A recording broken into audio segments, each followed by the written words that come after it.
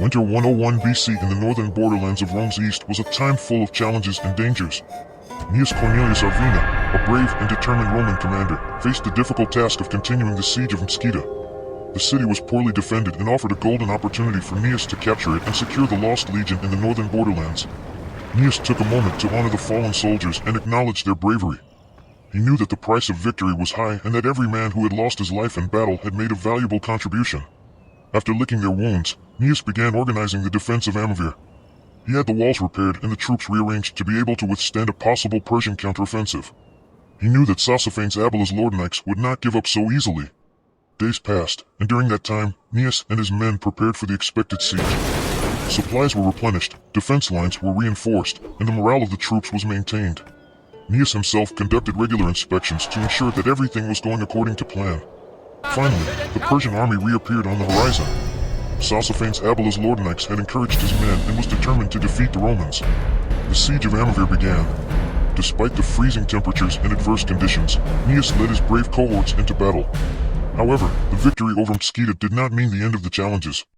A Persian army led by Sosophanes Abilas Lordnikes now besieged Amavir, a city of strategic importance. Summer 100 BC arrives. The Lost Legion was able to secure its final objectives, the cities of Amavir and Mosquita.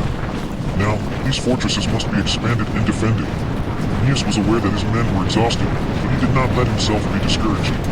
He rallied his troops and marched with his 2,000 men to the walls of Amavir. Although the Persians were outnumbered with only 1,000 soldiers, the battle promised to be fiercely contested. The Persian general sent his elite troops. Tension hung in the air as the two armies faced each other. Gnaeus Cornelius Arvina felt the weight of responsibility on his shoulders, but he remained calm and focused. The men on both sides were ready to sacrifice their lives for victory. The battle began, and a wild chaos of blades, cries, and the sound of weapons filled the air. The Roman cohorts fought with bravery and discipline, while Sosophanes Abilas Lordnikes tried to motivate his men and halt the Roman advance. It seemed as though the forces on both sides were evenly matched, and neither commander could gain a clear advantage. The Roman men fought with unwavering courage, while the Persian army stubbornly resisted. The Roman soldiers defended the walls with everything they had. Arrows flew through the air, stones were thrown from the walls, and the battlefield was once again filled with fighting. Gnaeus stood at the forefront, leading his men and inspiring them. The battle was fierce and brutal. The Persian army did everything in their power to break through the Roman defense, but Gnaeus and his men held their ground. They fought with unyielding determination and defended their positions bravely. The siege dragged on for weeks, but the Roman defense remained strong. Gnaeus developed clever tactics to repel the Persians' attacks and exploit their weaknesses. He took advantage of their carelessness and inflicted significant losses upon them. Finally, after a long and fierce siege, the Persian troops began to tire. Their attacks grew weaker and their morale sank. Gnaeus recognized the opportunity and led a decisive counterattack. The Roman soldiers stormed out of the walls and overwhelmed the exhausted Persian army. Gnaeus himself led his men with great skill and personal dedication. His presence inspired the Roman soldiers and gave them renewed courage as they fought against the enemy troops.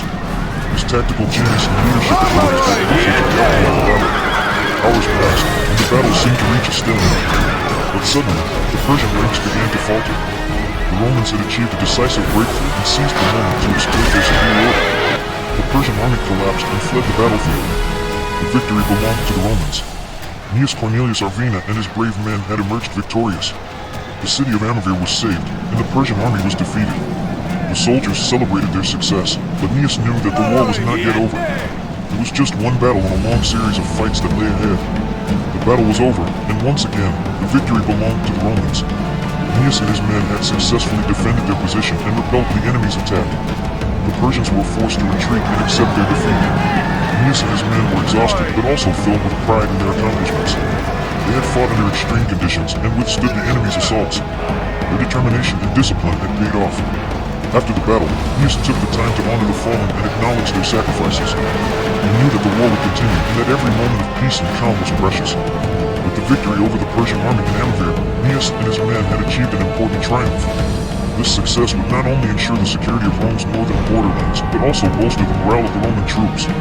Gnaeus immediately began preparations for further possible attacks. He had the defensive fortifications further reinforced and the troops trained. He knew that the Persians would not give up easily and that more battles lay ahead. Gnaeus Cornelius Arvina was celebrated as a hero, not only in Amavir but also in Rome. His deeds and leadership were admired, honoring his courage and determination. He became a symbol of the unyielding spirit of the Roman legions,